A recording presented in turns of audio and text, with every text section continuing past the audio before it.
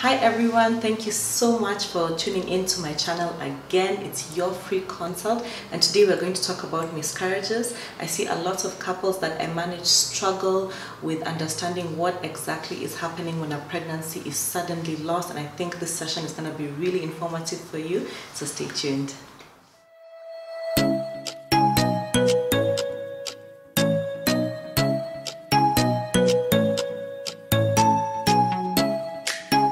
So the first thing that we need to understand about miscarriages is what exactly causes a miscarriage. And I think when we understand that, it gives us a lot of peace to understand what to expect during a miscarriage. So it's interesting to note that about 40 to 60% of miscarriages have an unknown cause. Nobody knows where they come from or why they happen. And I think that's really reassuring, because then the blame can be shifted from the actual couple to the miscarriage just happening because nobody knows why it happened. The other major cause of miscarriages is genetic. When there's a chromosomal abnormality in the baby, it's the body's way of protecting itself by allowing the pregnancy to end.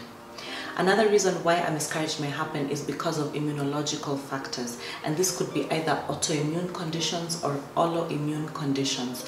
The autoimmune condition is when the body attacks itself and a pregnancy loss eventually happens. For autoimmune conditions, it's when the paternal antigens cause the maternal body to reject the pregnancy. So the father's antigens cause the mother's body to actually reject the pregnancy. And sometimes we can have things we call anti-fetal antibodies.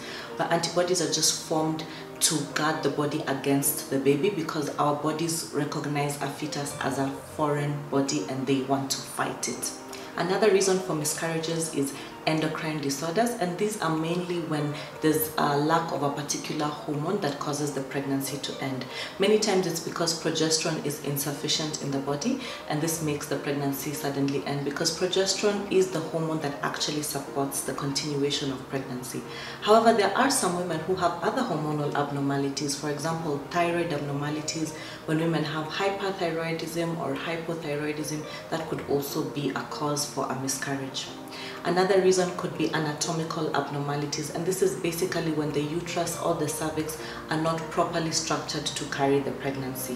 One of the reasons why you could have a pregnancy loss is cervical incompetence, and that's when the cervix is just weak anatomically. It's not able to hold the pregnancy in.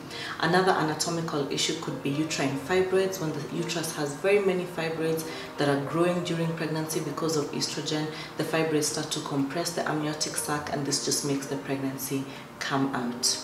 Uteruses could also have a congenital anomaly, meaning that the woman was born with an abnormality of the structure of the uterus and doesn't discover it up to the point that she gets pregnant, and this abnormality causes the uterus to be weak and be unable to actually carry the pregnancy. Another reason for miscarriages could be infections. There are very many infections that can cause a woman to have a miscarriage. Many of the bacteria that cause miscarriages are actually found in the vagina on a daily basis, but an overgrowth of these bacteria can actually cause a miscarriage. This could also be because of viral infections or even parasitic infections.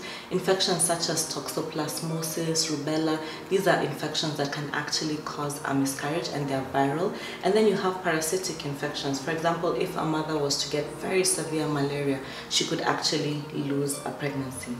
Miscarriages could also happen from environmental issues, for example, smoking or exposure to high intensity radiation. This could make a pregnancy loss suddenly happen. A pregnancy could also end because of premature rupture of membranes, and what this means is that if the amniotic sac suddenly breaks midway between the pregnancy or at the beginning of the pregnancy will actually end.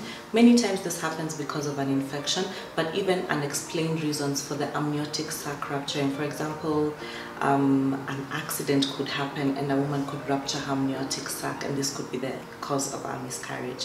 So I hope we now understand what could be some of the reasons that miscarriages happen, so we could now understand what are some of the symptoms that happen when a woman has a miscarriage. The first thing that happens when a woman has a miscarriage is that there's usually bleeding, and this is a symptom that many patients complain about, whether or not they have pain. Bleeding or vaginal bleeding that happens in any trimester of pregnancy is actually a danger sign for pregnancy and needs to be addressed immediately. If you have bleeding in any trimester, you need to be attended to in hospital immediately, preferably by your gynecologist. Another symptom women experience is pain, and this is pelvic pain, sometimes vaginal pain when they're having a miscarriage. This could happen with or without bleeding and is also a danger sign for pregnancy.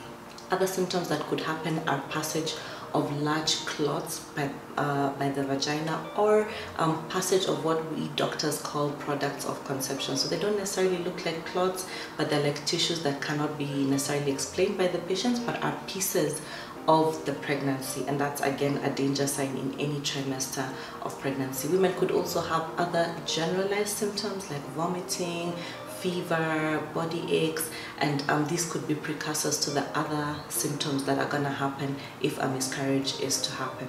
So I hope this episode has explained to you the different causes of miscarriages and the different symptoms that one is likely to experience when they're having a miscarriage. Please stay tuned for next week's episode, where we're going to talk about the different types of miscarriages and how your OBGYN is going to manage them. Thank you so much for tuning in to your free consult this week, and see you next week.